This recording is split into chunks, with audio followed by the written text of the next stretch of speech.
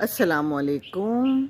शाम का टाइम है, मैं जा रही हूँ वॉक पे और बाहर निकली हूँ और ये नज़र आ गए मुझे शानदार से अपने कीनू मज़ेदार से।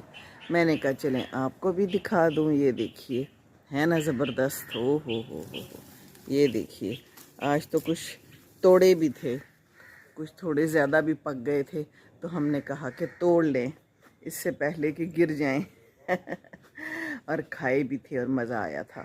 बाकी ये है जनाब, हमारे फूल पौधे, लीमूज़, और ये है हमारी ज़िंदगी। परिंदों की आवाज़ें आपको आ रही होंगी क्योंकि शाम हो गई है और परिंदे अपने घरों को वापस आ रहे हैं और एक दूसरे को बुला भी रहे हैं। बाकी जनाब ये है हमारा कासिया नडोसा, जिसकी मैंने थोड़ी कटिंग की है। बहुत ही ज़्यादा फैल गया था और ज़मीन पे रोशनी